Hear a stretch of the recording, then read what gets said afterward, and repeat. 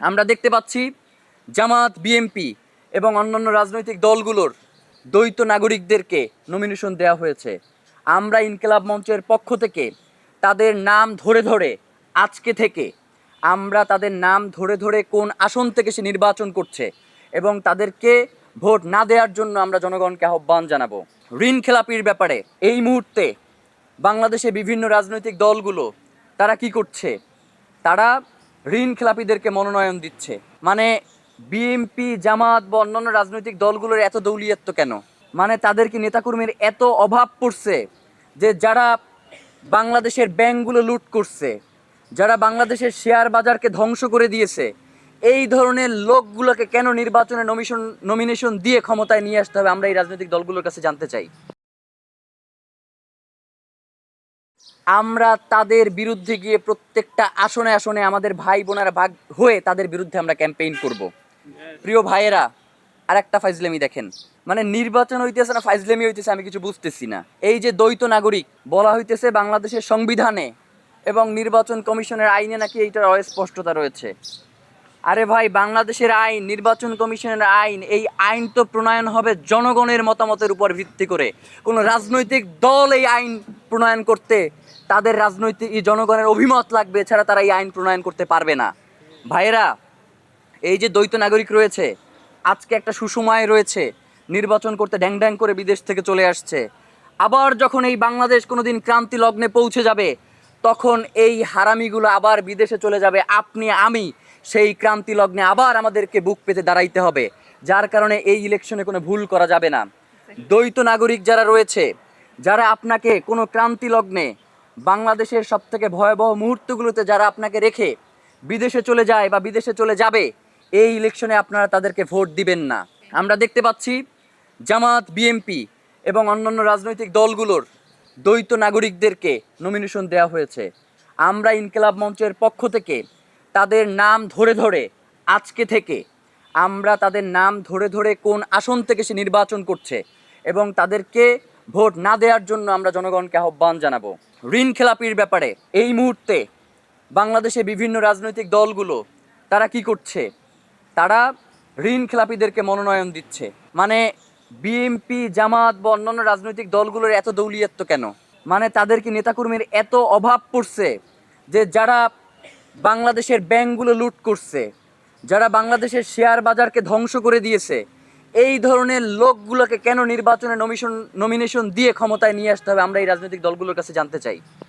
ভাইয়েরা, আমরা ইনকিলাব মঞ্চের পক্ষ থেকে অলরেডি একটা ডাটাবেস তৈরি করেছি যে কোন কোন দলের কোন কোন আসনের কোন কোন প্রার্থীর নামে ঋণ খেলাপির অভিযোগ এসেছে।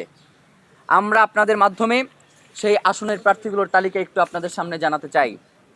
আমরা আপনাদের সামনে জানাতে চাই, অবস্থান স্পষ্ট করার দায়িত্ব তাদের, আমাদের নয়।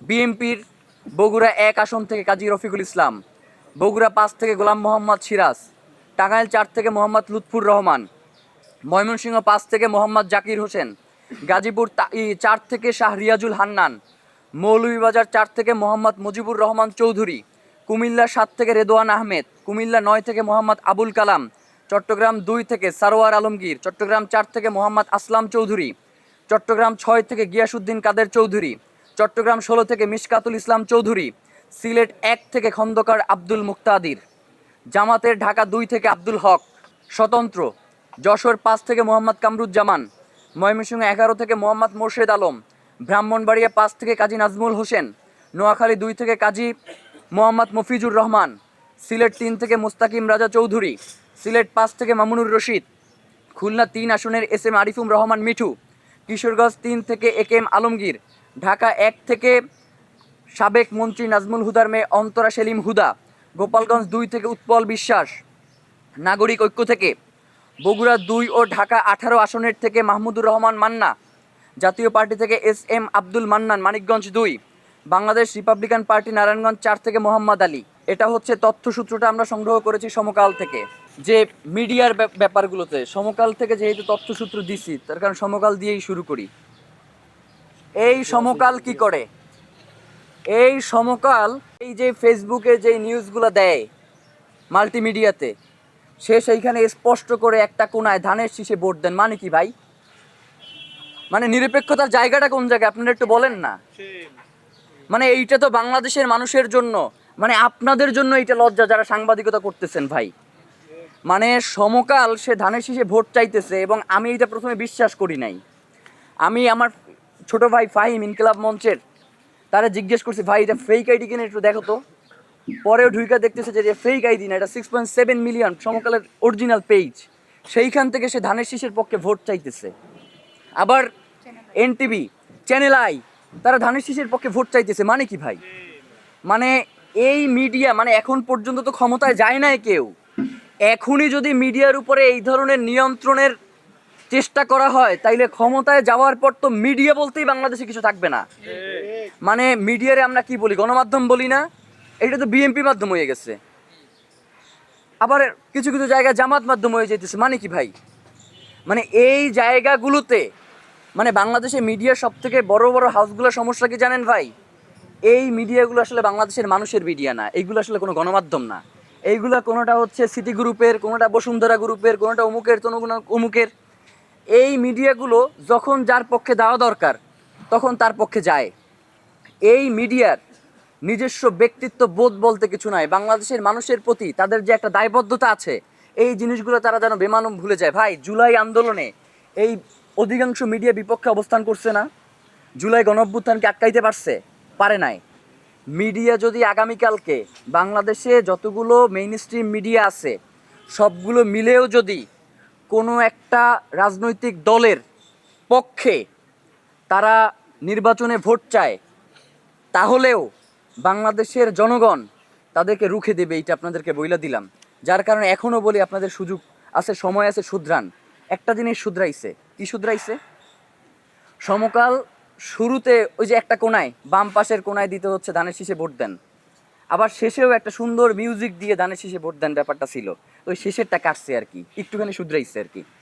তো এখন মিডিয়াগুলোর এই শুধরানোর ব্যবস্থা করতে হবে। মিডিয়া যদি না শুধরায়, এই নির্বাচনে আমরা তথ্য কোথা থেকে সংগ্রহ করব আমরা জানতে চাই। মিডিয়া যদি ধানের শীষে ভোট চায়, এরপর ধানের শীষের কোনো প্রার্থী যদি ভোট কেন্দ্রে গিয়ে আক্রমণ করে, তাইলে আমরা সেটা জানবো কিভাবে? বা মিডিয়া যদি জামাতের পক্ষে সরাসরি ভোট চায়, তাহলে জামাতের কোনো প্রার্থী যদি কোনো ভোট কেন্দ্রে গিয়ে আক্রমণ করে, আমরা সেইটা কোন মাধ্যমে জানতে পারবো? মিডিয়ার ভাইদের কাছে অনুরোধ করি, মানে ব্যক্তিত্ব আল্লাহ তাআলা, কেউ যদি ব্যক্তিত্ববান হয়, সৎ হয়, দুনিয়ার কেউ তারে চাপাইয়া রাখতে পারে না। শহীদ ওসমান আলী, তার কিচ্ছু ছিল, তার কোনো রাষ্ট্র ক্ষমতা ছিল, তার কোনো টাকা পয়সা ছিল, আল্লাহ তারে যেই সম্মানিত করছে, বাংলাদেশের ইতিহাসে রাষ্ট্র ক্ষমতায় না থাইকা একজন ব্যক্তি দেখান যে তারকে এই ধরনের সম্মানিত হইছে। পারবেন কেউ দেখাইতে? পারবেন না। এইটা কেন হইছে?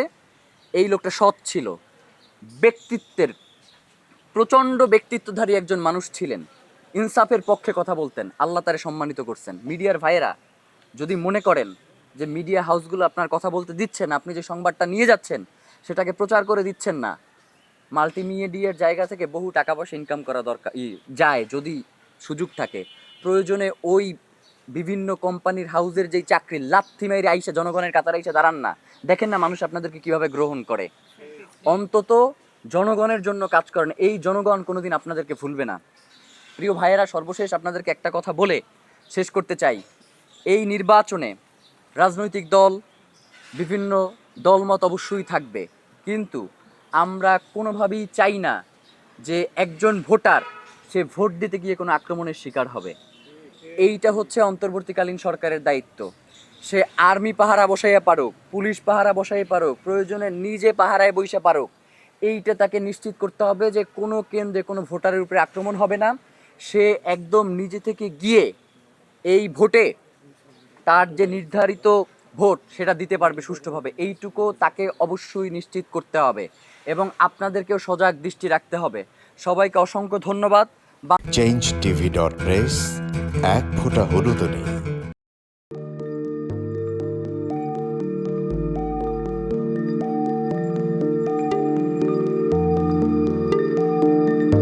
পহেলা জানুয়ারি 2026 ইউটিউব জার্নালিজমের অগ্রদূত changetv.press সংগ্রাম মুখর 7 বছর পেরিয়ে পা রাখলো গৌরবান্বিত 8 বছরে। এই আনন্দ প্রহরে সবাইকে নিরন্তর শুভেচ্ছা। আমি নিজেকে ধন্যবাদ মনে করি, আমি সৌভাগ্যবান চেঞ্জ টিভির পক্ষ থেকে আমার সাক্ষাৎকার নেওয়ার জন্য তারা আসছেন এবং চেঞ্জ টিভি দীর্ঘ 8 বছর ধরে এই কাজগুলি করছে। আমি তারা অনেক ভালো কাজ করেছেন, দেশের মানুষের সুখ দুঃখের কথা প্রত্যক্ষ তুলে ধরছেন। আমার আশা থাকবে চেঞ্জ টিভি সামনের দিকে উত্তরোত্তর আরও সমৃদ্ধ হবে। একটাই শুধু আমাদেরকে উপদেশ দিতে চায় তাদের কাছে, সেটা হচ্ছে সত্য কথাটা মানুষের সামনে তুলে ধরা, মানুষের ভিতরে কি চায় তাদেরটা তুলে ধরা, মানুষের প্রত্যাশা তুলে ধরা, এবং মানুষের মধ্যে এই যে দেশাত্মবোধটা এবং সত্যবাদীটা এটা জাগরণ করে চেঞ্জ টিভির সামনের দিকে এগিয়ে যাবে।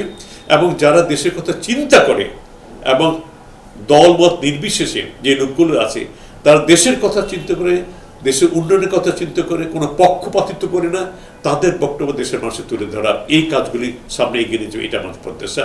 অনেক ধন্যবাদ আপনাদেরকে, দেশবাসীকে, দেশবাসী পক্ষে সবাইকে আমি ধন্যবাদ জানাচ্ছি। changeTV.press, এক ফোঁটা হলুদ নেই।